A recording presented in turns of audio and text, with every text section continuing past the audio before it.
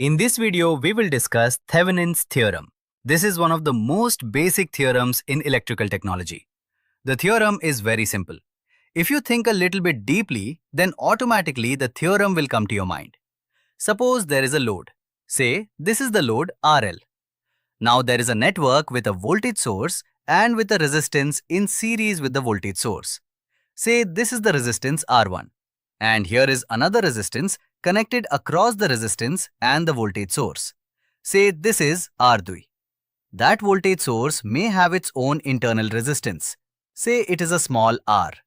If we connect this with the load RL, there will be a certain current flowing through that load RL.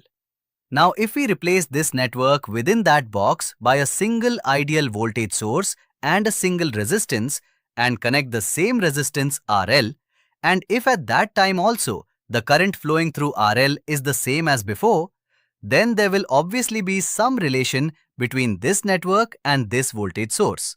And this relation is established by Léon Charles Thevenin, a French telegraph engineer, and his theorem is called Thevenin's theorem. What may be the single voltage source and what may be the internal resistance of that single voltage source can be calculated very easily. For that, first we calculate the open circuit voltage of the network at those 2 points where RL was connected. That means we redraw the network like this. This is the voltage source. Say this is the internal resistance small r. This is the series resistance capital R AC. This is the across resistance, say R2. Now what is the voltage here across this open circuit terminal, say 1 and 2? That voltage is nothing but R2 into V divided by small r plus R1 plus R2. Because at that condition, one current will circulate in that loop. Say that current is small I. So small I will be V divided by R plus R1 plus R2. And the voltage drop across R2 will be nothing but I into R2. And that will be VR2 divided by small r plus R AC plus R2. And that voltage will appear across terminals AC and 2. So the open circuit voltage across terminals AC and 2 is nothing but V suffix E equals VR2 divided by small r plus R1 plus R2. That V suffix E will be the voltage of the single source which we will connect across RL. Now what will be the resistance to be connected to the voltage source? I mean the single ideal voltage source. For that, if we just omit the voltage source in the circuit and redraw the circuit, it will look like this. This is small r. This is R1. This is R2.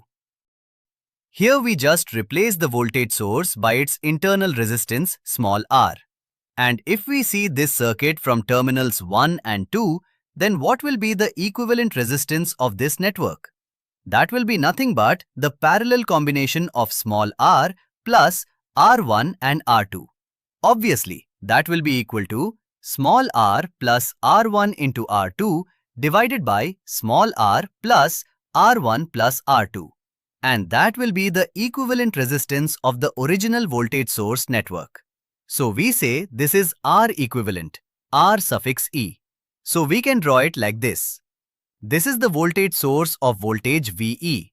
And this is its resistance connected in series, and that will be RE, the equivalent resistance. And if we now connect RL here, the same current will flow as before when the original source network was connected across RL. That means it will have the same electrical effect on RL. So we can say that this Thevenin equivalent circuit will be the representation of that circuit which we have drawn first. And this is the Thevenin theorem. In place of this simple network, we can imagine a very complex network of many resistances and many voltage sources and current sources. We will just imagine it as a black box. We will measure the open circuit voltage across the terminals of the network, and we will measure the resistance of that network from those terminals. And using these two values, we can always replace the network by its Thevenin equivalent voltage source of measured voltage and resistance. Suppose the measured voltage across two terminals of a complex network is 200 volt, and the measured resistance of that network across the same terminals is 5.5 ohms.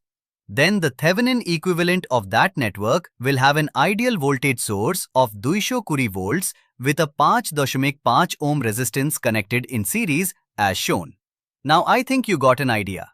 Now if we connect any resistance across these two terminals, it will draw the same current as it did when the entire complex network was connected across it.